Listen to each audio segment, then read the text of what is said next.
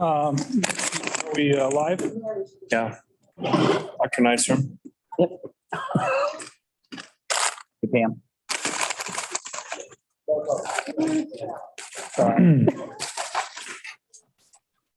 Okay. All right, now I call it to order.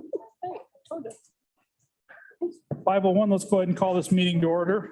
Mitch, roll call, please. Calphone, Here. Dr. Nystrom. Here, I'm socializing. Dr. Melhouse, Yes. Eben, Here. Richard. Here. Okay. Number one, consideration of sealed bids opened and reviewed by the superintendent, secretary of the board, and financial advisor. Are we going to have an update from Piper Sandler? We are. Yep, so Matt from Piper Sandler is on Zoom and he should be able to hear you. Yep, I can. Can you guys hear me all right? Yep, Yes. So I'm going to review this packet that's up, should be up on your screen, and I think you might have a copy in your board packet as well. I'll go through it fairly quickly, and then that way, if you guys want to have questions, you certainly can ask as many questions as you want. But some of the folks on the board have been through this several times, and I think all of you have been through it this last summer. We had one board member, so. hey, Matt, you sound a little muffled. Okay, is this any better? Yep, Okay. So we'll go through it fairly quickly. There were two transactions, and we're going to see very similar worksheets for each one. So I'm going to go through them all, and then we'll come back and do the resolutions after we've had your questions answered. So what you see up here on the screen, first of all, is the report of sales for the sales tax revenue bonds. And we were asking the folks to bid on 3.1 million of sales tax revenue bonds. In the end, because of the way the bid was structured with the interest rates and the premium, we actually only needed to issue, or you are only going to need $2,970,000 principal to fund the same project. The rating on those bonds is from Standard & Poor's, and it's an A rating. You did receive 5 bids. The low bid you can see here from D.A. Davidson and Company in Denver, and we look to the true interest rate, this number in the bottom right corner, which is not just an average of the interest rates. As you can see, the interest rates that were assigned themselves are actually higher than this number, but this incorporates into the fact of the calculation, the interest plus the premium, if there is one, and the fees of that particular charge. So in this case, for you to think of it, it's sort of an average interest rate, but not really, but for board members, that's probably close enough. And that rate 1.816 versus the next best rate 1.92, and then going out to the 5th place or last place at 1.993. So a little bit higher rates than what we've been seeing over the last 6+ months, but as you probably all are aware, interest rates have begun to rise somewhat. Not too dramatic quite yet, but we'll see what happens in the coming months. On this page, I know it's probably a little bit difficult for you to see on your screen, but if you have a copy of it, what it's showing you, this main part here in the middle, this is the bond amortization or the repayment schedule. Now, the principal on today's bond doesn't begin to be repaid until fiscal year 29 and then ends in fiscal year 32. The reason that there is no principal being repaid in the years leading up to fiscal year 29 is because you already have some existing sales tax bonds that have these payments that you see here, about $1,086,000 a year. So we are trying to wrap this new debt around that and keep the total annual payments as roughly level as we can. Now, it's your intention, I believe, to come back later this year and issue some more sales tax bonds, which we'll do after July 1. And when we do that, we'll actually fill in this empty space down here, and you'll have a new 20-year amortization. We'll talk more about that later this year when we start that process. The total principal and interest that you're paying back, assuming you don't pay back early, which you do have the option beginning in 2029 to either refinance or pay it back early or do nothing and just leave it outstanding. But we initially expected the principal and interest might total about 3.6 million. And in the end, the actual number is 3,549,000. So pretty close to what we had estimated. Even though the interest rates themselves are slightly higher, you're issuing less principal overall because of the premium, which we'll see on another page. So you're also adding to this $2.5 million of ESSER funds, that you can see in the sources and uses, so that the total project is being funded for the high school gym upgrade and HVAC, $5.5 million. Then we come here, this is just another version of the sources and uses that was just updated. You see there was a very large premium, $144,000 that was paid to you. The same thing happened last summer with your general obligation bonds, and we talked a little bit about it at that time. We'll talk about it on another page again here in just a moment, but it's very typical. Although, as interest rates start to rise, we will probably see less of this premium in the future. But the bonding costs and the underwriting costs that the winning bidder is charging are listed there as well. This is just a clean version of that debt service schedule, so maybe a little bit easier for you to see. The interest payments are semi-annual, and they do begin next January, and they it's principal from 2029 to 2032. And then here's where you may remember from last summer, we talked about this premium. So we have the interest rate, the yield, and it's the yield that is really equatable to what's the market. What is the market doing today? And you can see 1.45% to 1.65%.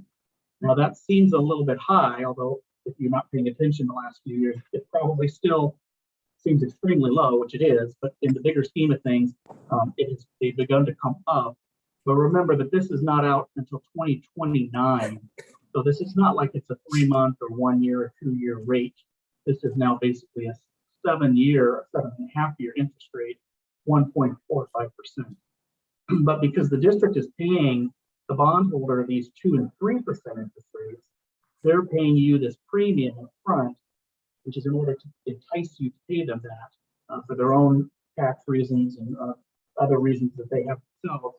So they're paying you about $144,000 up front for you to pay them that higher interest rate above what the yield is. So these bondholders are not earning 2% or 3%. They're earning this 1.455, 1.55, 1.65 because of the premium they pay you up front. And then the timeline for the sales tax issue, which is going to be very similar to the general obligation issue. Today, January 24th, we took bids this afternoon at 12:30, and we assume that you're going to award here shortly. And then at your next meeting on February 14th, that's when you'll do the same kind of resolution paperwork, issuance paperwork that you did for the general obligation bonds last year, the same process for any kind of bond issuance. So you'll do that at February 14th, and those documents will come to you from your bond attorney. And then the transaction will close on March 1st.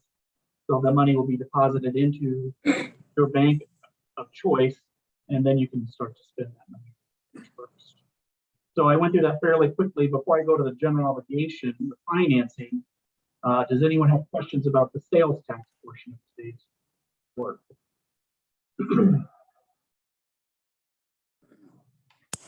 Sounds like none. So we'll go on to the general obligation. So here you're going to see the same kind of report. This is the report of sale for the general obligation refinancing bonds, which we call refunding bonds. Again, there was a very large premium. So we asked the bidders to bid on $6,115,000 of principal to refinance the 2 old issues. But in the end, you're actually only having to issue $5,755,000. The general obligation bonds are rated A+, so that's 1 notch higher than the sales tax. And that's actually fairly common, although we hope they're an A+ on the sales tax as well. But the general obligation bond is backed by property taxes, whereas the sales tax is not. So that is 3 differences. Here you see these interest rates. And again, we're looking at this bottom right number. And the winner here, Northland Securities in Minneapolis, 1.43%. That's compared to the second place bidder at 1.55. And then the sixth place, or last place, at 1.80. So 6 bids there, very nice number of bids. If you come here, again, this is going to be hard for you to see on your screen, but the 2 tables up at the top, those are showing the old bonds, so the bonds that are going to go away, that you're refinancing. And then down here in the bottom left-hand corner, you'll see a better version of this in a second. But this is the new bond. So this is what the new refinancing bond will look like. We were able to actually cut the payment short by 1 year because the bidder allowed that to happen, and that was something that Mitch suggested, and it was a good idea. So we squeezed that small amount of principal in that last year into the other method. That's saving a little bit more as well. The big picture here is that you're saving from this refinancing $234,000. So that's property taxes that you just will never have to levy, that you would otherwise have levied to repay these bonds, or if in a certain year you were going to use sales tax or couple to help make payments, which your board has done at some points in the past, that's $234,000 that you wouldn't need to transfer out of those funds.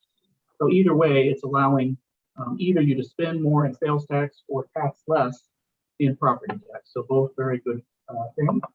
Your tax levy rate for fiscal year 23 for the bonds will go to $3.89. This year you're levying the full $4.05. So you will be having a discussion with Rich in the coming month or so. It's possible that you could choose to levy the extra, which if you remember, you did that last year. It's called a surplus levy, but you may not. So that'll be part of your budget discussion that you'll have over the next 4 to 6 weeks or so. If you do nothing, it's going to be a $3.89 bond levy. Here's the clean version of those sources and uses. So you see that very large premium, $314,000, and the bonding and underwriting cost there. This is the new repayment schedule. So the principal here is beginning to be repaid next year, May of 2023, going out to 2031. These bonds are callable May of 2027. So if you can refinance them again, that will be an option. Or if you have extra money just sitting around from some other source, you can just pay them off. That's possible. Here again, the rate, the yield, and the price.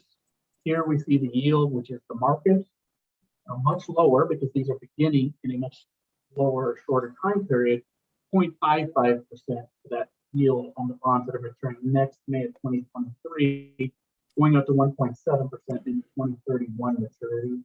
And that premium was generating $314,000. So that's how you were able to lower the amount of principal that you need to issue significantly because of that premium there. And then the timeline here, excuse me, again, at your next meeting on February 14th, those same types of issuance resolutions, very simple for the board. You're just going to approve those. They'll be prepared by your attorney. This transaction will close on the 1st of March. That money will come into your bank and sit in your debt service fund, because the old bonds, the 2 different issues that have been refinanced, they will not be paid off until May 2nd. Technically May 1st, but that's a Sunday, so you can't do that. So it'll be paid off on May 2nd. And from that point forward, you will have 3 outstanding general obligation debts, and you will have 3 outstanding sales tax revenue bonds until you presume add a 4th later this year. So any questions about the general obligation?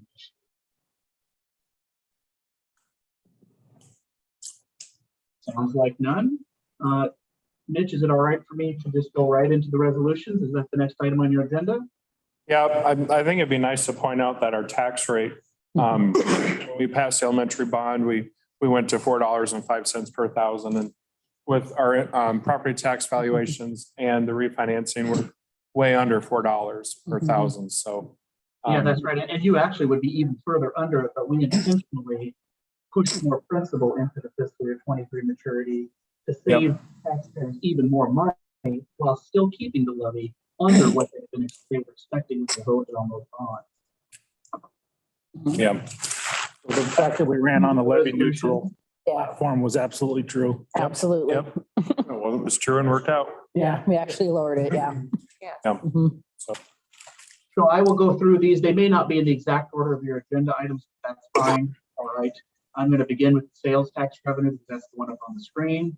If you'll remember from last time, I'm going to paraphrase the resolution or resolutions, and then one of the board members just simply needs to so move what I say, and another board member needs to second that motion, and then Mitch, you'll have to have a roll call vote for all of these.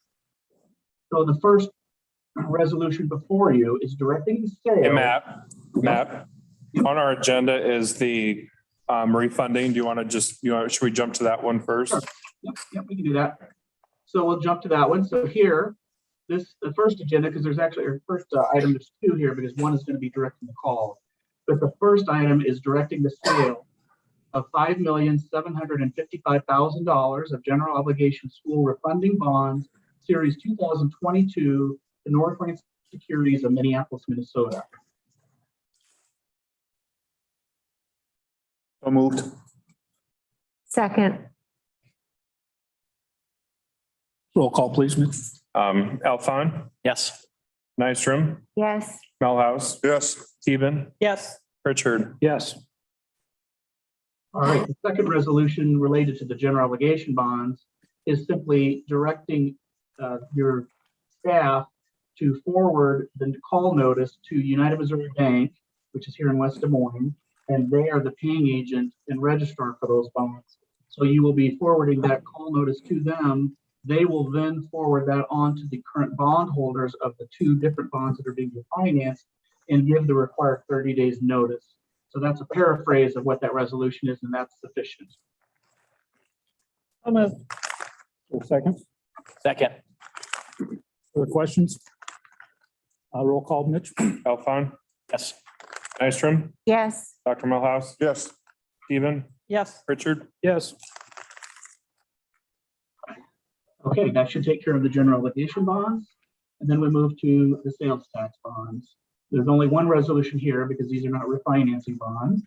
And the resolution before you is the directing the sale, of $2,970,000 of school infrastructure, sales services and use tax revenue bonds, series 2022, to D.A. Davidson and Company of Denver, Colorado.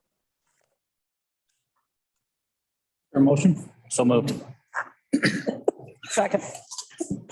Moved by Dr. Melhouse, second by Pat. Roll call, please.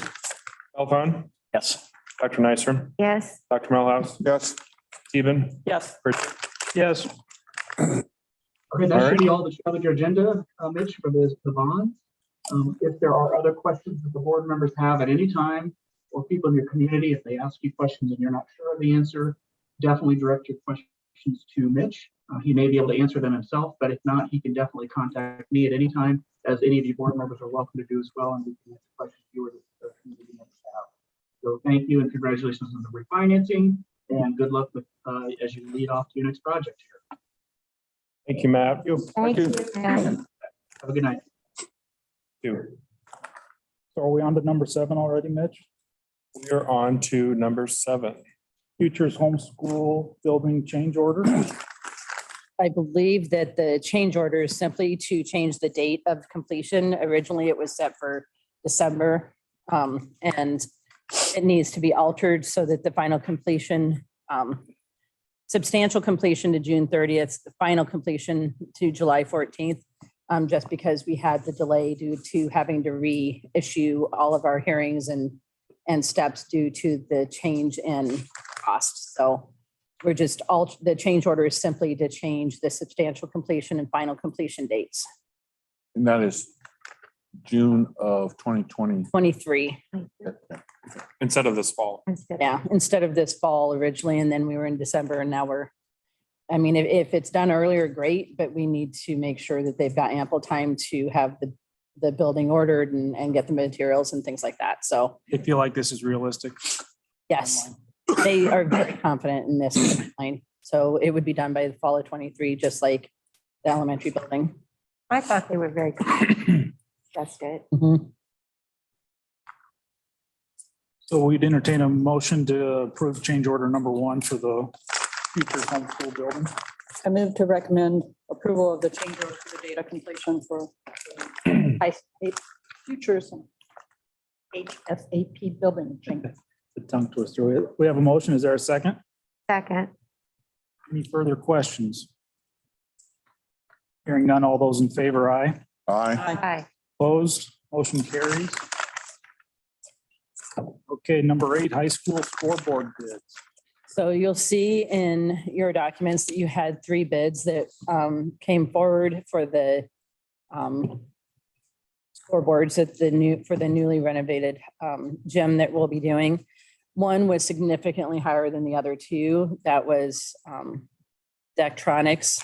So when you look at ScoreVision and Nevco, essentially, there are a couple of differences between these 2 scoreboards. One is that ScoreVision included the bench as part of their bid, and Nevco did not, and that's something we would want as the scorer's bench included, because we're gonna need that anyway.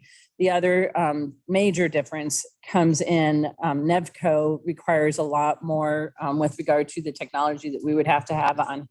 And it's essentially replacing exactly what we have, whereas ScoreVision is updating and we can use any iPad. It would provide a lot more flexibility. So More flexibility in the classroom, so the PE teachers can project lessons up there and exercises, so.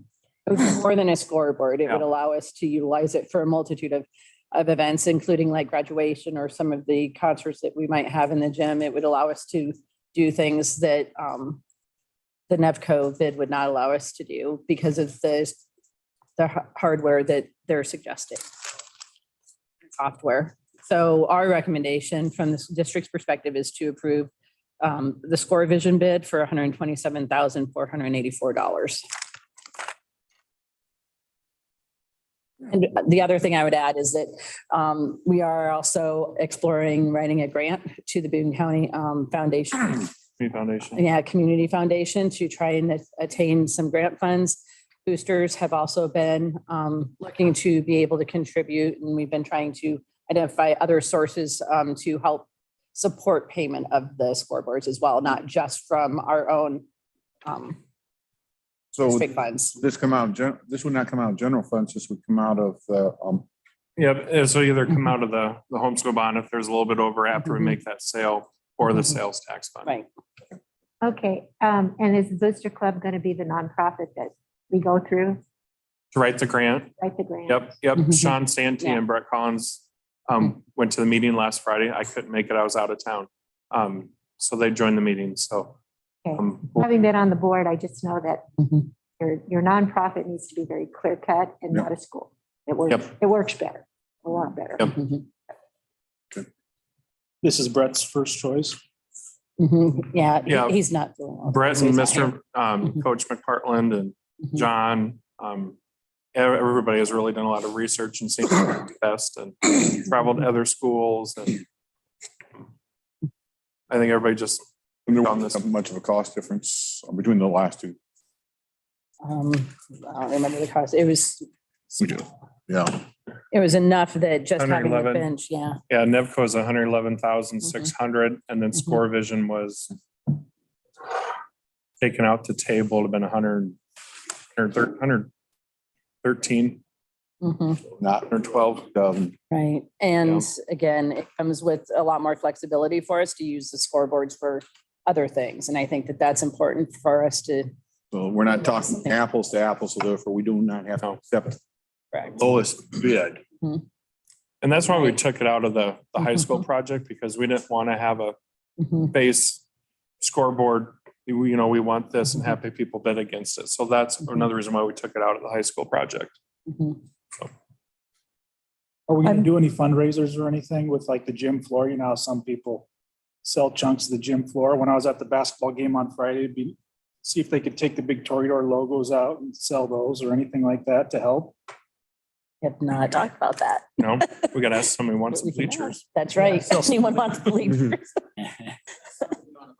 Yeah, it'd be great, really. I don't know, I'm gonna buy all the bleachers for the elementary. Yeah. No. I move to approve the ScoreVision bid for $127,484. Second, Motion and a second. Any further questions? Hearing none, all those in favor, aye. aye. Opposed? Motion carries. On to number 9, high school course registration handbook. I'm going to turn this over to John. He'll speak to this issue and then maybe Levi too. We'll see. Tell me where you want to go.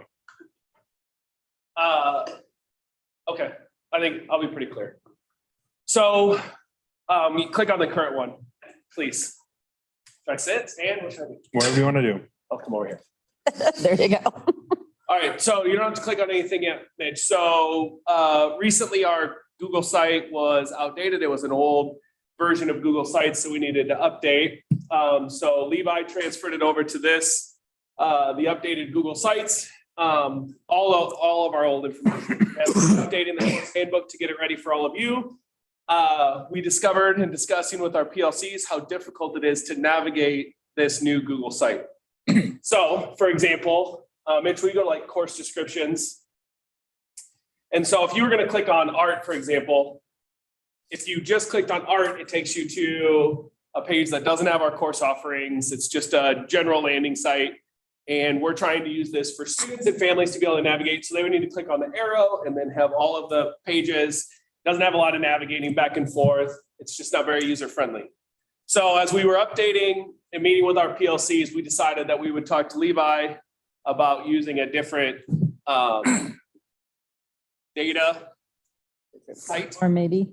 Yeah, and so we're going to share that with you in a minute. We do have all of our updates that we're going to put into our handbook, which I think have been shared with all of you. Go to the updates and, yeah. There you go. And so these were all, we met with all of our PLCs, discussed with all of our leads, and we've made updates to our course offerings. And we are going to put it in this new system that Levi is going to show you. Do you have that, Mitch, or not? Do you want to share it with me? Or do you want to take the? You can do whatever you want.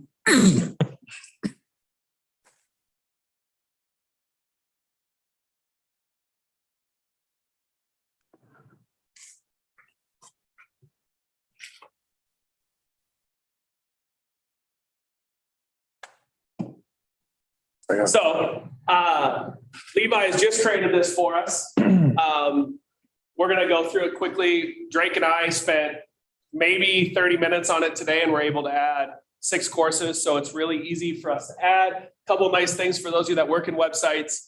It's it does the formatting for you. So it's not like people are putting in their own text and formatting it all by themselves, and each page looks a little different. So this is more of a database. And so if you do courses by subject, Mitch, and art courses, it has we've only put 2 in, Intro to Art and Intro to Art 2. You click on those and it'll take you to the course description. And then students can toggle back and forth to go to home or all courses. And it brings up all of our courses down there. We'll have which year they're offered, which semester, and it will allow students to go back and forth and toggle between these courses really easily. And we have our college and career fair day on February 2nd. And our goal is to have this uploaded so our students can use this when they're making their course plan for next year. And you can see all the ones up top that kids can access. So we put a few CTE courses in, some English courses in. So we think this is going to be really beneficial for our community and our students. So I apologize for not having it all ready for you today, but we will have it ready for our students, and the content's going to be the same. We're just updating it into here.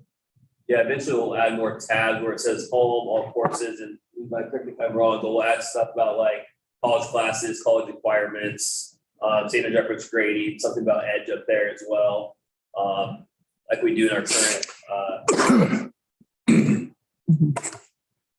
Any questions? Looks good. I would say it looks really nice. I assume mobile friendly as well. Yeah. Based on you talked about the times it converts differently. Okay. Looks good. It looks great. Yeah. Nice improvement, upgrade. I see no problems with it. My only question, and this is just a technical question, is it's kind of hard for us to approve the final project when you guys are still working on it. Yeah, and I would take the board's advisement in that. We're not changing any of the wording other than if we notice spell check errors or things like that. It's all the documents that are in there as far as the current handbook and then the updates. But if you want us to present it to you at another time, that's fine, completed. We would want to have it ready to go for students on February 2nd if they're going to be using it to plan their. February 2nd. Yeah. Could we approve the content tonight and have another demonstration of the platform at our Yeah, February? Yeah, I think. Yeah, because I think what they made sure they did is they had all the updates, meaning what was different than the other one is all listed under updates. So hopefully that's enough information for you to know what's changed and what hasn't, because I think that's usually what you want. Usually we show like, this is what it used to be, this is what it looks like now. And so that's why they did that summary update. At least you know what had changes in it, what did not. But I think we can absolutely come back after, but we're hoping to be able to say, given what you do have in the updates, are you comfortable with the updates that were provided to you with what's content wise is within there so that they can move forward or not? I'll move that we provide preliminary approval for this this course handbook updates to be completed and out to the students by February 2nd with final approval and with final demonstration at our February board meeting. That Sounds good. A second. Motion and a second. Any further questions? All those in favor, aye. Aye. Opposed? Motion carries. Thank you. Yeah, thank you. I think that's it, isn't it? Yeah. I think so. Motion to adjourn. A motion to adjourn, anybody? So moved. For a second? Second. All those in favor? Aye. Aye. Meeting's adjourned.